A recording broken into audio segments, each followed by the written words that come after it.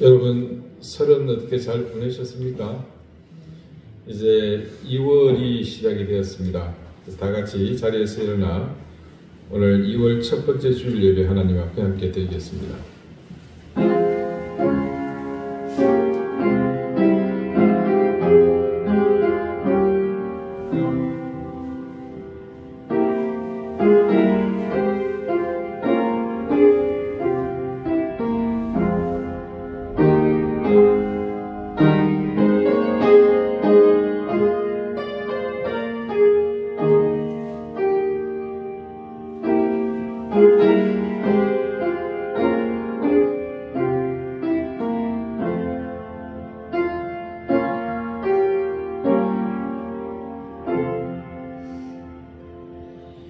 하나님이 그 일곱째 날을 복되게 하사 거룩하게 하셨으니 이는 하나님이 그 창조하시며 만드시던 모든 일을 마치시고 그날에 안식하셨음이니라. 하나님은 영이시니 예배하는 자가 영과 진리로 예배할지니라. 아멘. 거룩하신 하나님, 욕망을 쫓아 다름질하던 지난 한 주간의 우리 삶은 광야와 같았습니다. 쉴 곳이 없었을 뿐 아니라 수많은 위협 속에서 살 길을 찾아야 하는 고난과 역경의 장이었습니다.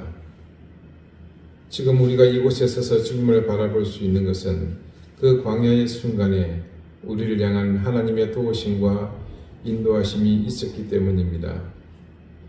아직 주님을 바라보는 것보다 욕망의 힘이 이끄는 곳을 향해 나가는 우리의 걸음이 빠르고 강력하지만 조금씩 우리 욕망의 힘보다 더욱 강력한 주님의 손길을 깨닫고 그 손을 잡기를 원합니다. 오늘 이 예배를 통해 우리에게 내미시는 그 손을 굳건히 붙잡게 하시고 어떤 유혹에도 흔들림 없이 그 손을 의지하여 살아가는 저희가 되게 해 주십시오. 예수 그리스도 이름으로 기원하옵나이다. 아멘. 찬송가 2장 함께 찬송하겠습니다.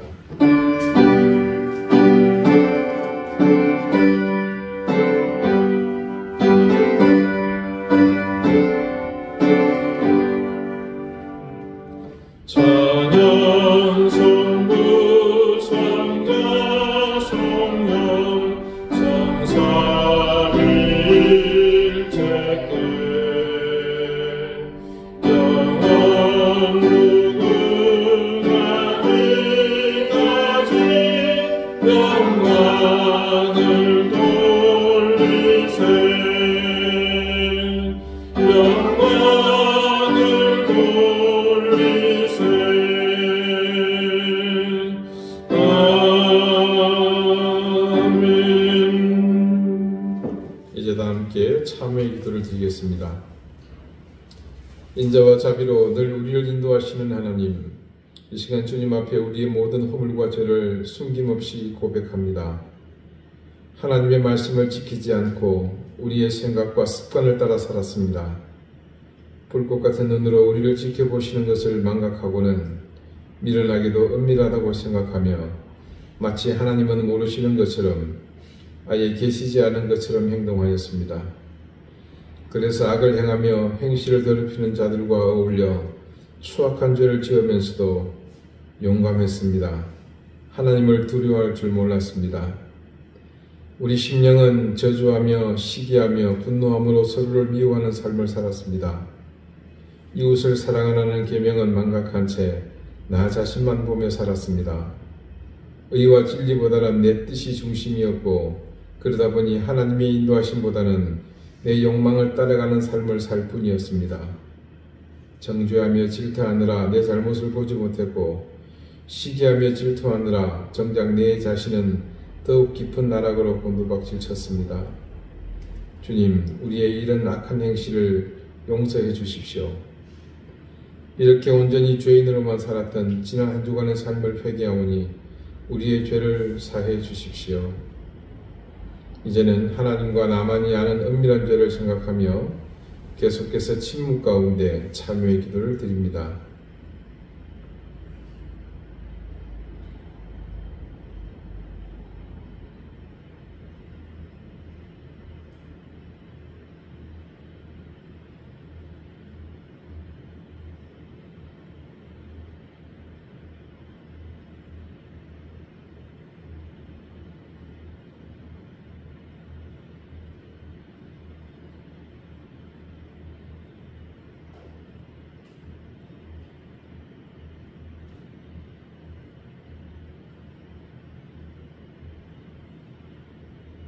하나님께서는 자신의 부끄러운 죄를 솔직하게 고백하는 사람들에게 말씀하십니다. 하나님이 그들이 행한 것, 곧 악한 길에서 돌이켜 떠난 것을 보시고 하나님의 뜻을 돌이키사 그들에게 내리리라고 말씀하신 재앙을 내리지 아니하시니라. 아멘. 이제는 사도신경으로 우리의 신앙을 고백하오니 나는 전능하신 아버지 하나님 천지의 창조주를 믿습니다. 나는 그의 유일하신 아들 우리 주 예수 그리스도를 믿습니다.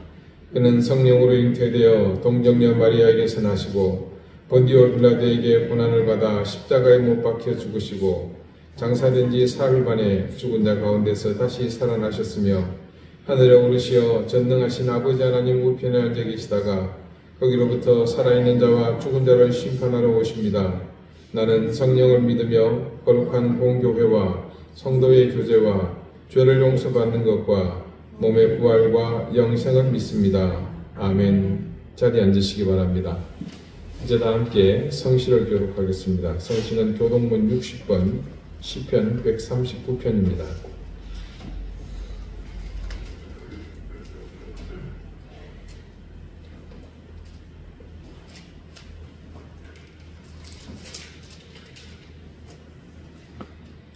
여호와여, 주께서 나를 살펴보셨으므로 나를 아시나이다. 주께서 내가 앉고 일었음을 아시고 멀리서도 나의 생각을 밝히 아시오며 나의 모든 길과 내가 눕는 것을 살펴보셨으므로 나의 모든 행위를 익히 아시오니 여호와여, 내 혀의 말을 알지 못하시는 것이 하나도 없으시니라. 내가 주의 영을 떠나 어디로 가며 주의 앞에서 어디로 피하리이까. 내가 하늘에 올라갈지라도 그리 계시며 서울의 자리를 펼치라도 그리 계십니다. 내가 새벽 날개를 치며 바다 끝에 가서 거주할지라도 거기서도 주의 손이 나를 인도하시며 주의 오른손이 나를 이끄십니다. 하나님이여, 나를 살피사 내 마음을 아시며 나를 시험하사 내 뜻을 아옵소서. 내게 무슨 악한 일이가 있나 보시고 나를 영원한 길로 길로 인도하소서. 아멘. 기도드리겠습니다. 하나님, 설날을 베푸시는 은혜로 온 가족이 행복한 시간을 보냈습니다. 가족의 소중함과 그래서 서로 사랑하는 마음을 다시 되새기는 기회를 주셔서 감사합니다. 긴 연휴를 보내고 다시 일상으로 돌아가는 삶들이 이전보다 더욱 가벼운 발걸음이 되게 하시고 세상과 이웃을 향해 더 사랑하는 마음, 긍휼히 여기는 마음으로 다가가게 해주십시오. 하지만 우리가 따뜻하고 배부르고 행복하게 웃음 짓는 이면에는 연휴 동안 지속된 눈비와 추위가 마냥 괴로웠던 많은 이웃들이 있었음을 잊지 않게 해주십시오. 이제 2월이 시작되면서 벌써 우리는 추위 속에서 봄의 기운을 기대합니다. 단지 기다리는 것을 넘어 겨우내 얼어붙고 다쳤던 마음들을 털어내고 다가오는 변화에 뒤처지지 않도록 우리를 인도해 주십시오. 세상은 여전히 소란합니다. 저마다 자기 중심에서 벗어나지 못한 사고로 개개인을 넘어 집단 그리고 나아가 민족 전체가 광기에서 벗어나지 못하고 있는 곳곳의 형편이 모두를 불안으로 몰고 가고 있습니다. 상식이 무너지고 법치가 중심을 잃어가는 이때 오로지 말씀을 우리의 지표로 삼고 이 혼돈과 어둠 속에서 우리가 모두에게 빛이 되게 해주십시오. 함량이 부족한 사람들이 너무나 많은 고난을 가지고 각자가 자유롭고 존귀한 존재인 국민을 자기 생각대로 끌고 가려는 한심한 작태를 보면서 수치와 두려움을 모르는 인간이 얼마나 위험하고 또한 얼마나 암적인 존재인지 깨달으며 이것이 결코 남의 탓이 아니라 우리의 자화상이며 이 시대의 현실이라는 것을 모두가 자각하게 해주십시오. 우리의 기도를 들으시는 하나님, 어느 때보다도 침통하고 처참한 마음으로 자비로우신 하나님을 향해 간절한 마음으로 구합니다. 지금 세상은 모두가 한 마음으로 악을 향해 내달리고 있습니다. 누구도 승자가 없는 싸움을 하느라 죄악 속에서 자신을 내던지고 있습니다. 이 나라와 민족을 불쌍히 여겨주십시오. 하나님의 나라가 이 모든 사태를 주도하는 악한 영의 득세로 잠식되지 않게 해주십시오. 하나님, 우리의 눈을 가리고 있는 저 거대한 사탄의 기운을 몰아내주시고 하나님의 이름을 내세우면서 자기 욕망의 노예가 된 사람들이 아니라 진정으로 하나님을 사랑하는 사람들이 옷을 찢고 죄를 뒤집쓰는 심정으로 금식하며 아버지께 회개하오니 우리를 불쌍히 여겨주십시오. 우리 이덴 교회 모든 성도들을 하나님께서 굳건히 붙들어 주시기를 구합니다. 각 가정의 생업을 지켜주시고 무엇보다 자녀들을 굳건히 붙들어 주십시오. 병마로 고통받는 가족들이 이 병마를 싸워 이길 수 있도록 인도해 주시고 하나님께서 그 가운데 평강을 더해 주십시오. 이스라엘의 평화를 허락하신 하나님, 그 근본의 문제부터 주님께서 온전히 뿌리 뽑아 주시기를 간절히 구합니다. 러시아의 침공 속에 아직도 고통받고 있는 우크라이나를 주님께서 불쌍히 여겨 주십시오. 아프가니스탄과 또 미얀마의 백성들을 울부짖는 소리를 국제사회가 외면하지 않게 해주십시오. 하나님, 특별히 신종 선교사의 맥켄 한센병원과 치앙라이 사역지역을 인도해 주시고 특별히 미얀마 군부로 인해서 무력으로 분리되어 있는 카렌족 어린아이들을 지켜주시기를 구합니다. 주님, 이 땅 제주를 불쌍히 여겨주십시오. 오랜 세월 육지와 격리되어 미신과 우상을 숭배해야만 살아갔던 그때의 모든 아픔들을 이제는 끊어내게 하시며 주님의 생명의 복음이 이 땅을 온전히 다스리는 그날이 속히 오게 해주십시오. 하나님, 이 시간 주님 앞에 부름받아 나와 머릿속에 예배하는 사랑하는 귀한 자녀들을 이끌어주시고 우리의 곧은 목을 꺾어주시며 겸손한 마음으로 겸비하는 이 순간 하늘의 신령한 은혜와 땅의 기름진 복으로 우리와 함께 해주십시오. 감사드리며 예수 그리스도 이름으로 기도드립니다. 아멘.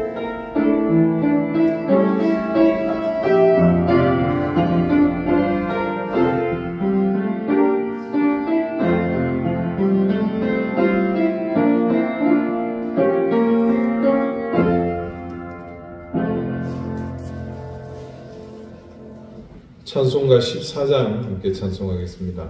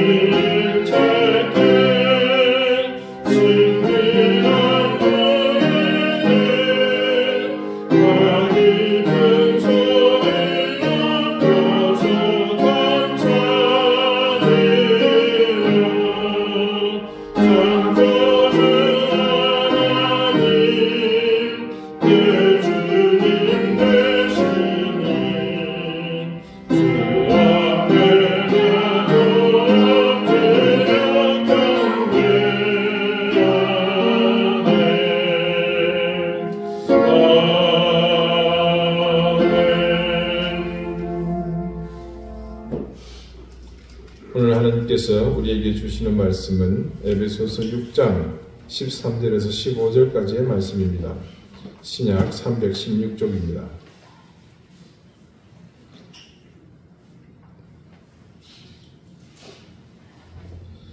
에베소서 6장 13절에서 15절까지의 말씀을 제가 읽겠습니다. 이제 다 같이 자리에서 일어나 하나님의 말씀을 경청하십시오. 그러므로 하나님의 전신갑주를 취하라. 이는 악한 날에 너희가 능히 대적하고 모든 일을 행한 후에 서기 위함이라. 그런즉 서서 진리로 너희 허리띠를 띠고 의의 호심경을 붙이고 평안의 복음이 준비한 것으로 신을 신고. 아멘. 자리에 앉으시기 바랍니다. 하나님께서 말씀으로 우리에게 은혜 주시기를 원합니다.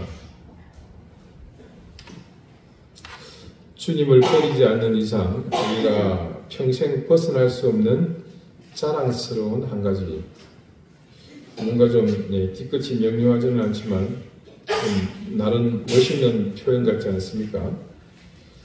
우리가 평생 신앙 때문에 마귀의 표적이 되었다는 말보다는 조금 더 긍정적인 생각을 가지고 이렇게 표현했으면 합니다. 지난주 설교 속에서 우리의 가슴에 의의 호심경을 붙이라는 말씀 속에서 여러분에게 꼭 한번 해보시라고 어떤 한 가지를 주문했습니다. 그것은 가끔 우리 가슴에 손을 얹고 내 가슴이 뜨겁게 뛰고 있는지 점검하라는 말씀이었습니다.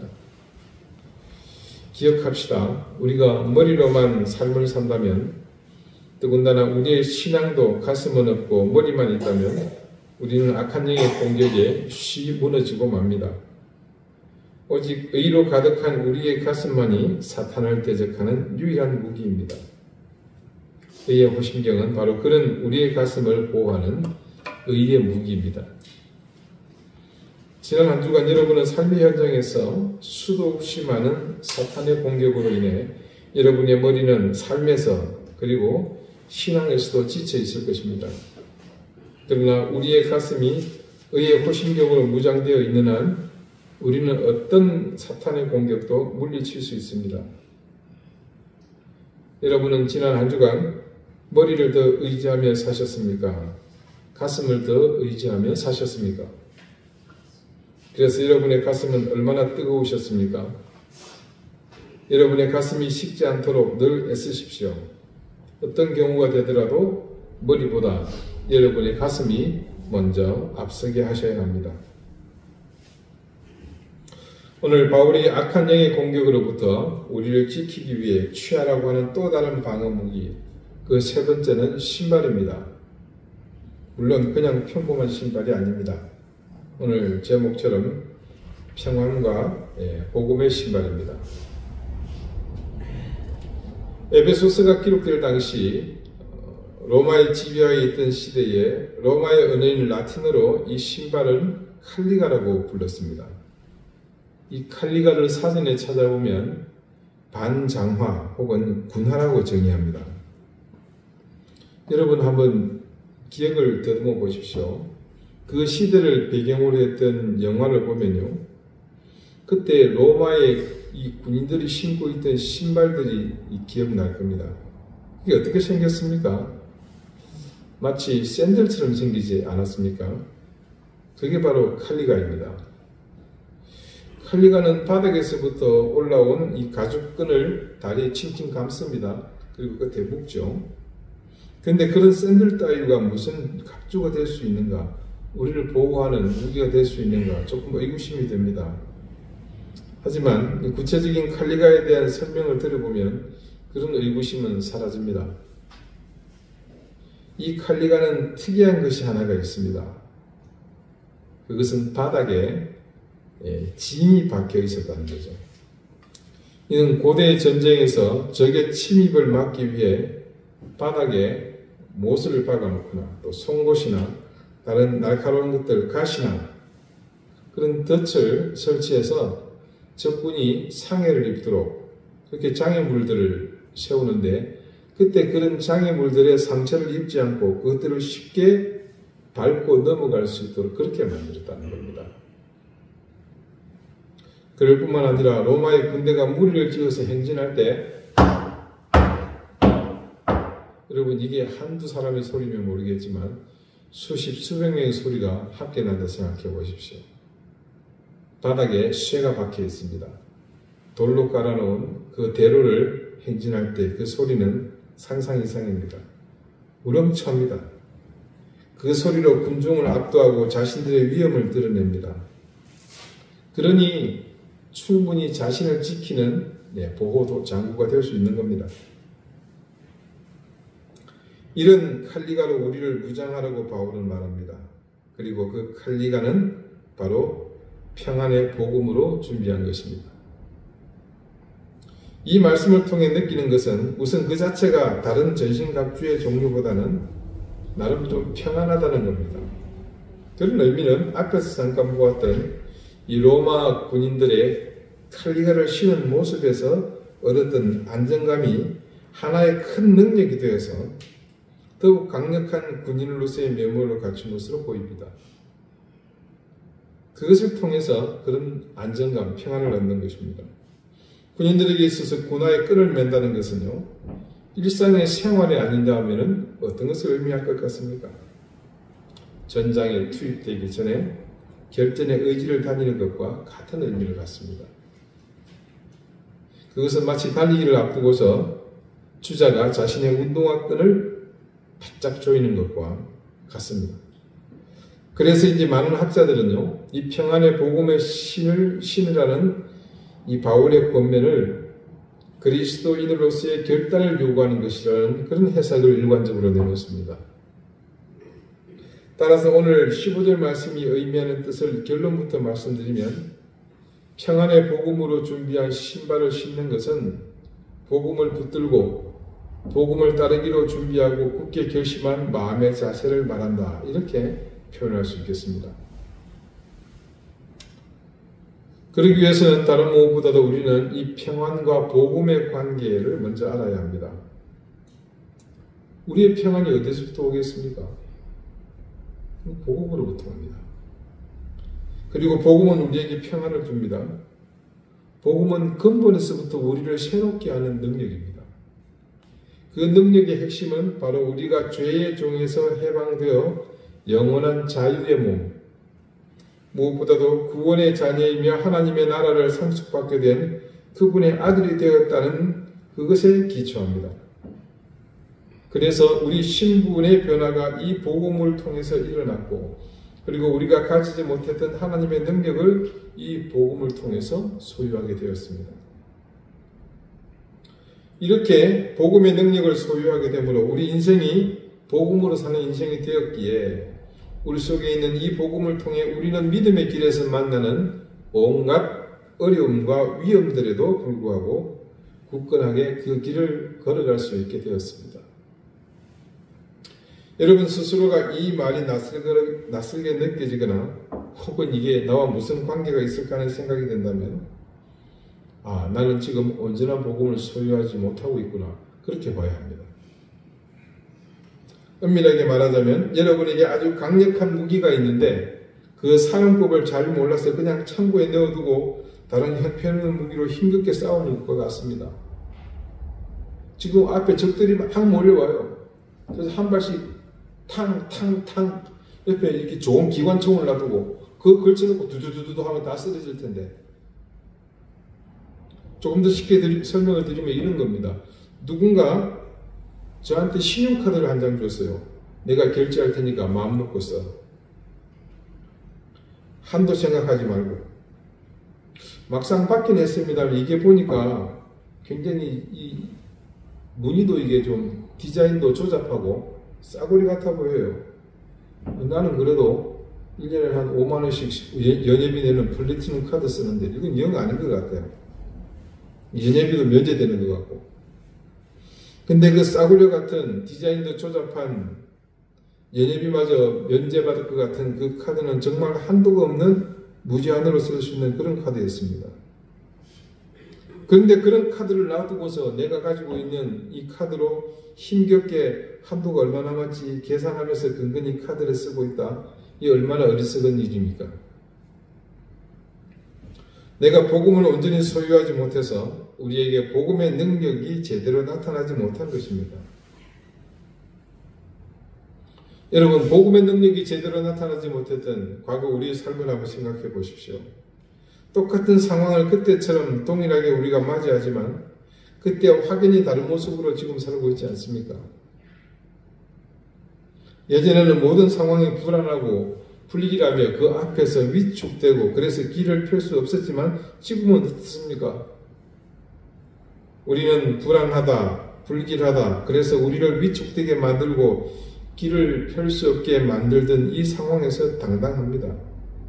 이전처럼 쫄지 않습니다. 평안의 복음이 의미하는 뜻을 이제 여러분 충분히 아시겠습니까? 우리가 그런 복음의 사람입니다. 그리고 우리에게는 강력한 무기와 한도가 없는 어마무시한 카드가 있습니다. 그런데 무엇이 두려워서 평안을 누리지 못하겠습니까? 그래서 평안의 복음의 신, 우리가 복음의 신을 신으면 그지없이 편안합니다. 왜냐하면 내가 발을 딛고 서는 그곳이 어떤 곳이 되었든 이 복음의 신은 흔들림이 없을 것이며 그것을 통해 하나님의 능력이 내 발을 굳건하게 하실 것을 믿기 때문입니다. 자, 이제 우리에게 이런 평안의 복음으로 준비한 신발이 있습니다. 그런 신발을 신은 우리가 가지 못할 것은 없습니다. 어떤 곳이든 이제 우리는 이 칼리가를 신은 병사들이 전장에서 용맹하게 흔들림 없이 앞으로 행군하듯 우리는 그렇게 전진할 수 있습니다. 우리가 전신갑주를 취해야 하는 이유에 대해서 이 상황의 전제 조건이 무엇이었습니까?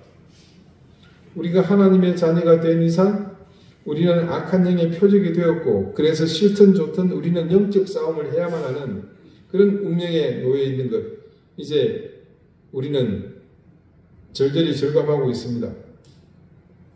우리가 신앙생활하고 있는 이 현실이 어떤 곳입니까? 이곳은 고통도 눈물도 없고 영원한 기쁨과 안식만 있으며 곳곳에서 아름다운 찬송과 천사들의 노래소리가 들리는 그런 곳입니까? 아니죠. 혹시 그런 곳에 계시다는 생각이 늘 드신다면 가까운 병원을 찾아보시거나 저와 좀 진지하게 얘기를 하셔야 됩니다.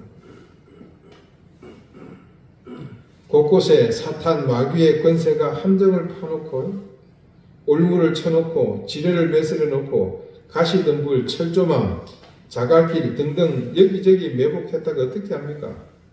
부지불식간에 우리를 공격합니다. 무시로 우리를 실족시키고 절망하게 만들고 넘어지게 합니다. 그리고 우리끼리 서로 싸우게 하고 질투하게 만들고 시기하게 하고 모함과 또 공격으로 우리를 무너뜨리려고 합니다. 이런 것들이 다 무엇입니까? 바로 영적인 전쟁터의 상황 아닙니까? 그래서 할 수만 있다면 우리를 무너뜨리려는 악한 영들의 시도들이 우리를 향해서 쉴 새 없이 날아옵니다. 더군다나 우리 이등교회 성도들은 지금 그보다 더한 위험에 빠져 있죠. 다른 교회 분들은 악한 영의 표적이 되었는지 잘 모르잖아요. 근데 우리는 지금 계속해서 그 사실을 여러분에게 주지시킴으로 분명하게 인지하고 있지 않습니까? 그래서 우리가 더 위험해요. 다른 교회 교인들보다.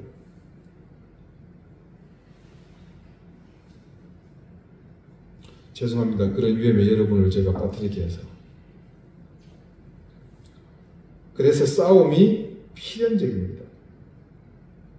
악한 영과 엮이면요, 평화로운 방법으로 해결할 길은 눈을 씻고 찾아봐도 없습니다. 오로지 맞서 싸우는 길만 있을 뿐입니다. 그래서 앞서 말씀드린 그 모든 상황과 환경은 그야말로 빼도 박도 못할 전쟁터입니다. 그런 의미로 우리 그리스도인들은 이 세상에서 군사로 서 있습니다. 누구의 군사입니까? 하나님의 군사입니다. 좋은 군사로 부름받아서 그래서 우리는 선한 싸움을 하는 겁니다. 군사라는 말은 우리에게서 상당히 부담스러운 용어입니다. 왜 그렇습니까? 군사라는 것은요, 자이든 타이든 그 군대가 목적을 가진 대로 움직여야 하는 그곳에 목적에 매여 있는 그런 신세이기 때문입니다. 그러면 과연 우리는 어떤 의미에서 군사겠습니까? 이 세상은 하나님을 대적하는 것입니다. 그리고 우리는 그 가운데서 하나님의 자녀로 살아야 하고요. 주거 환경이 조금 좋으면 좋으련만 우리가 살기 좋은 환경이 결단코 아닙니다. 그래서 우리는 불가피하게 반드시 싸워야 합니다. 그래서 군사입니다. 왜 싸웁니까? 나를 지키기 위해서. 그러니 싸워서 승리해서 내가 지켜지는 것이 아니라 사실은요, 하나님의 진리가 세상의 악한 영의 권세를 꺾고 이길 때에 우리가 지켜지고 승리하는 것입니다.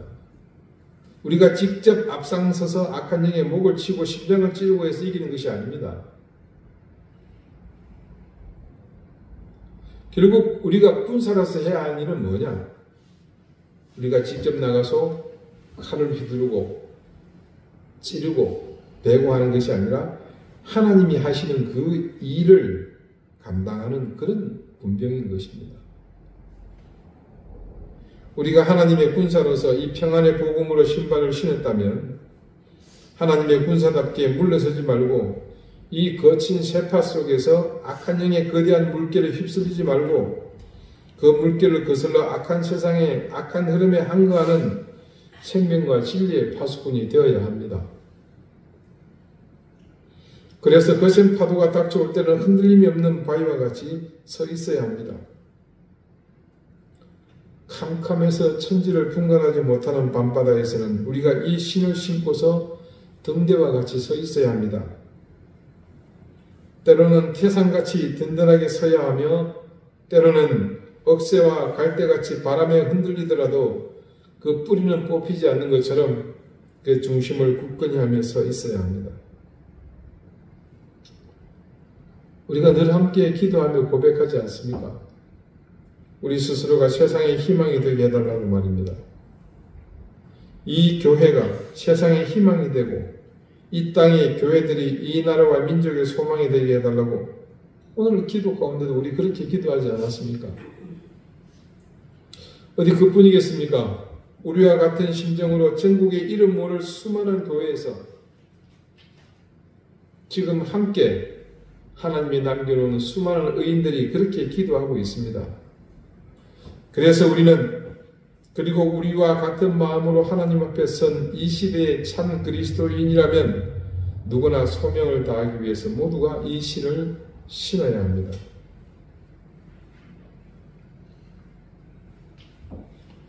우리가 평안의 복음으로 준비한 이 신을 신을 때 우리의 요구되는 또 다른 소명이 있습니다.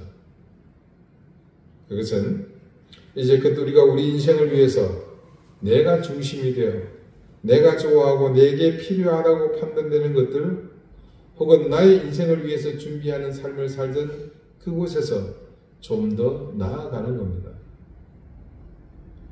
그래서 이제는 내가 아닌 하나님께서 필요하셔서 부르는 곳을 향해서 하나님이 기뻐하시는 자리를 향해서 언제든 달려갈 준비를 하는 겁니다.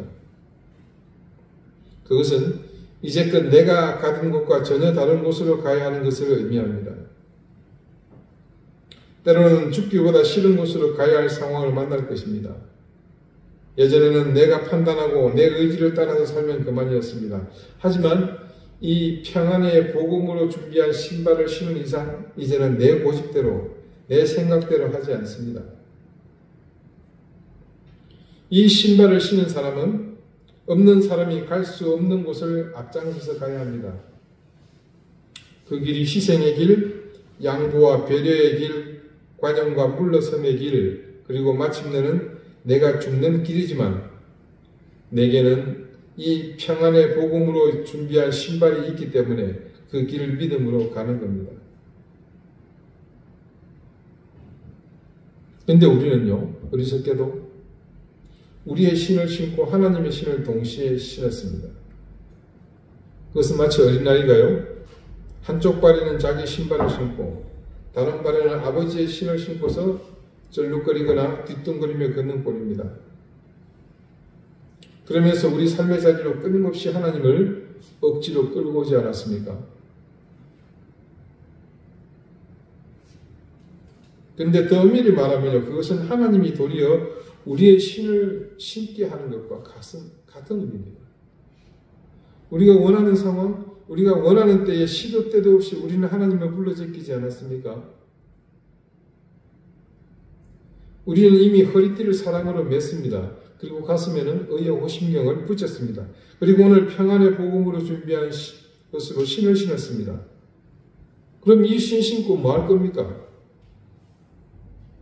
뭐 새 신을 신고 뛰어보자 팔짝? 뭐 서서 구경하나요? 등산 갑니까? 트레킹 합니까? 가야 할 것 아닙니까? 어디로요? 어디로 갈 거나 어디로 갈 거나 내 님을 찾아 어디로 갈 거나 하나님께서 부르시는 곳으로 가야 합니다. 하나님이 이 흑암과 무지와 사망의 그늘에 묶여있는 영혼들 앞에 우리를 평안의 복음의 사자로 주님께서 원하시는 곳, 원하시는 장소, 원하시는 사람을 향해 가도록 명령할 때 순종하는 마음으로 우리가 겸비하는 겁니다.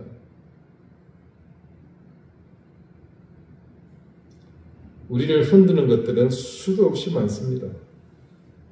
그 모든 것들을 일일이 매 순간 그 상황에서 우리는 그때마다 모두 감당해낼 수 없습니다. 힘에 부쳐서 어쩌면 쓰러지고 넘어지고 주저앉는 것은 그래서 당연한 일입니다. 이제는 그 당연한 일이 당연한 것이 되지 않도록 우리를 굳건히 세우는 이 신발을 신으십시오. 평안의 복음으로 예비한 신을 말입니다. 신을 신는다는 것은 이제 움직이겠다는 것 아니겠습니까? 걸음을 걷겠다는 것 아니겠습니까? 우리끼리만 사는 것이 아니라 빛으로 소금으로 세상을 향해 나갈 준비가 우리 스스로 되었다는 그런 뜻입니다. 왜 하나님은 이제 교회에서 정착해서 살만한데 남편의 직장을 지방으로 옮기게 하셔서 교회를 옮기게 하시는 걸까요? 왜 하필 다른 곳도 아니고 이곳 제주로 오게 하셔서 처음에는 그래도 참 건물도 멋있고 근사한 교회로 인도하시는 것 같았는데 좀 있을만 하니까 우리를 이곳 저지리로 쭉 떠밀어내시는지 도대체 이유를 모르겠습니다. 네가 그곳에서 새롭게 만나는 사람들에게 선한 영향을 미치고 그들을 복음으로 감화시키고 하나님의 구원을 깨닫게 하라는 겁니다. 왜 교회에 나옵니까? 왜 나오세요? 예, 빨리 예배 마치고 집에 가려고.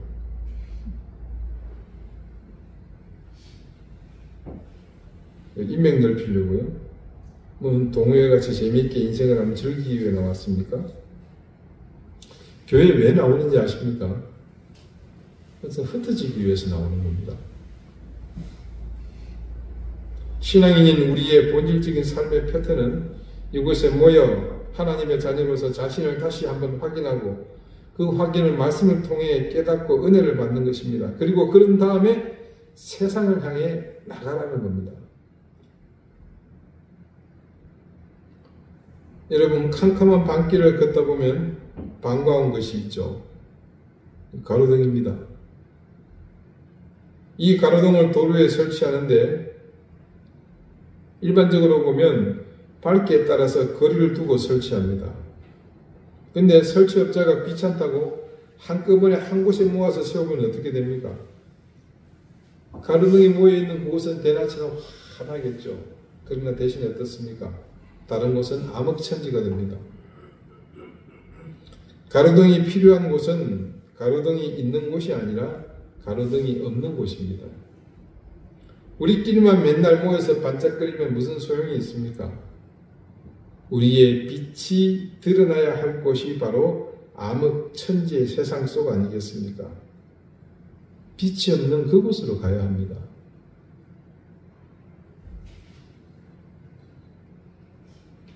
오늘 평안의 복음이 준비한 것으로 신을 신는 것은 단순히 우리를 지키는 그것만이 아니라 더 큰 세상 속에서 지켜야 할 것들을 향해 하나님의 부르심으로 나아가는 준비를 하는 것, 겸비하는 겁니다.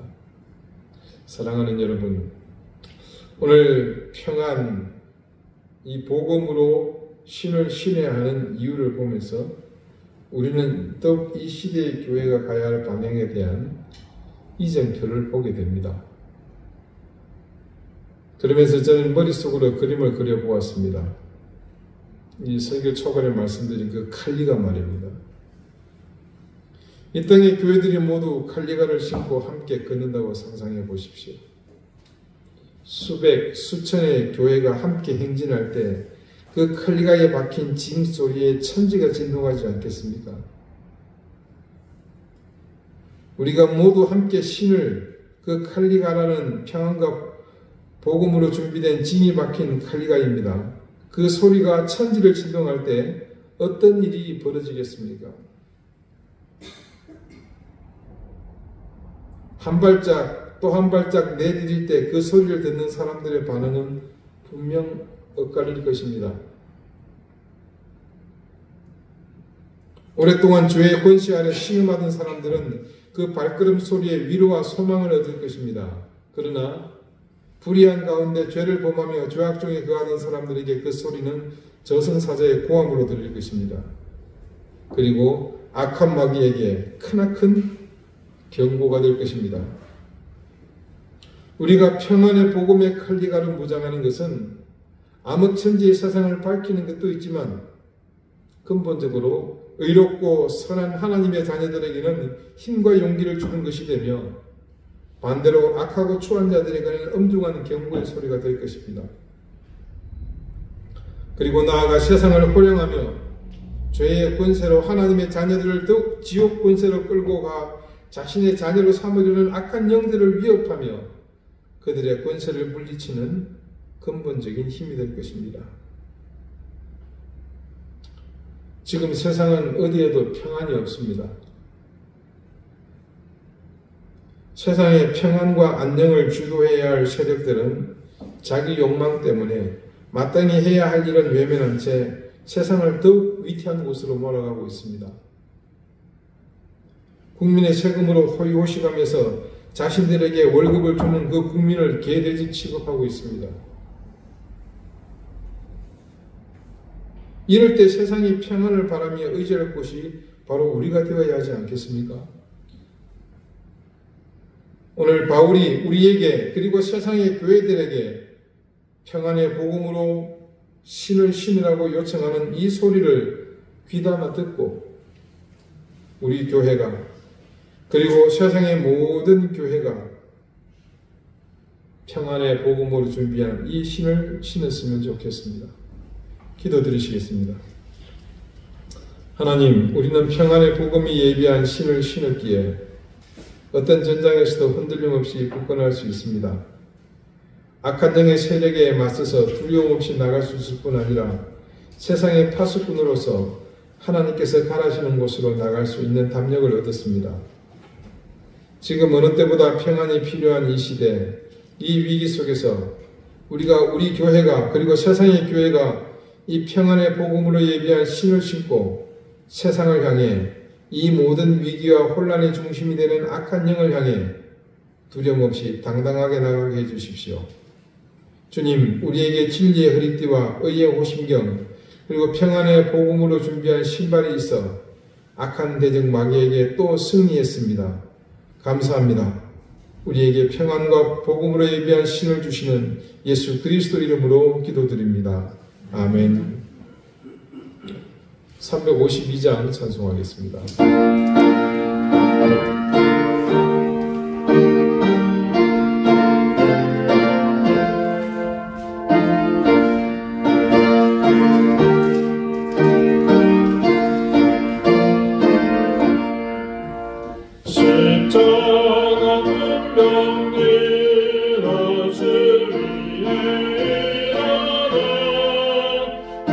늘 앞서 나갔던 내 삶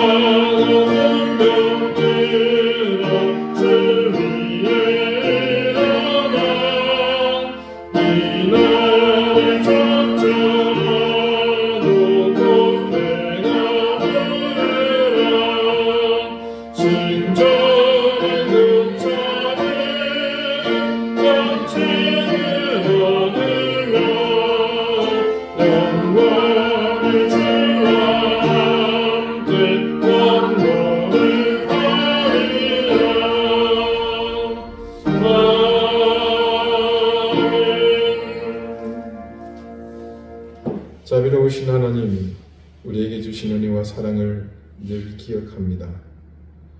그 사랑을 기억하며 감사하는 마음으로 하나님께서 우리에게 주신 것 중 일부를 구별하여 하나님 앞에 드렸습니다. 그것을 구별하였지만 그 구별함은 이 모든 것이 하나님의 것이라는 고백이 담긴 것입니다. 우리의 마음을 받으시고 우리의 정성을 받아주십시오. 여러 가지 형편으로 주님 앞에 드린 이 예물 가운데 하나님께서 복을 더하시며 그 드린 손길을 하나님께서 붙잡아 주시고 하늘에 신령한 은혜를 더해 주시고 땅에 기름진 복을 넘치게 더해 주십시오. 질고를 물리쳐 주시며 당면한 모든 어려움과 과제들, 이 난제들을 해결할 수 있는 지혜를 주시고 우리의 지혜가 부족하면 하나님의 권능으로 그 모든 것을 해결해 주십시오. 자녀들을 지켜주시고 늘 은혜를 더해 주십시오. 교회를 위해 수고하며 섬기는 손길이 있습니다. 그 마음과 정성을 주님께서 기억해 주시며 그 걸음마다 행하는 그 모든 일들마다 하나님께서 귀한 복으로 함께 주시기를 기도합니다. 사랑하는 우리 교우들 가정의 형편을 하나님께서 늘 지켜주십시오. 여러 가지 이유로 출타한 가정들을 주님께서 지켜주시고 우리와 떠나서 함께 신앙생활했던 신앙생활하고 있는 우리의 과거 교우들도 주님께서 걸음을 선히 인도하셔서 늘 평강으로 인도해 주십시오. 감사드리며 예수 그리스도 이름으로 봉헌 기도드립니다. 아멘. 예, 교회 소식 특별한 건 없습니다. 2월이 시작되었는데 지나간 한 달의 미련보다 남은 11달을 위해서 또 함께 경주하는 시간들이 되었으면 좋겠습니다. 나라와 민족을 위해서 여러분 더욱 간절히 그렇게 기도해 주시기를 당부합니다. 이제 다 같이 자리에서 일어나셔서 앞뒤 좌우에 계신 분들과 다정하게 인사를 나누시겠습니다. 54장 함께 찬송합니다.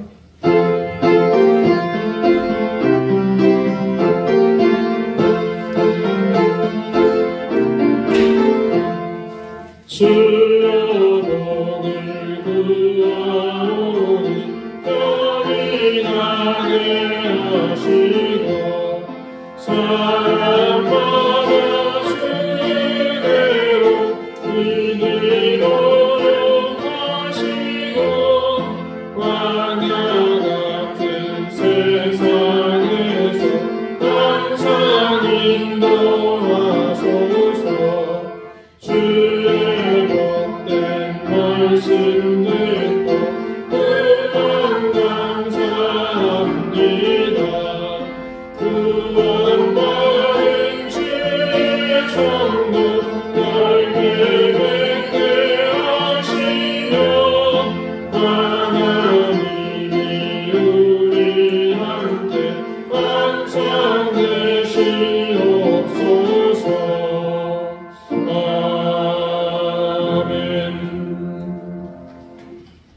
이제는 예수 그리스도의 은혜와 하나님의 사랑과 성령의 교통하심이 평안의 복음으로 준비한 칼리가를 신고 이 세상을 향해 나아가기를 소망하는 우리 사랑하는 이덴교회 모든 성도들과 저들의 가정과 사랑하는 자녀들과 그 생업 위에 이제로부터 영원토록 항상 함께 하시기를 간절히 축원하옵나이다.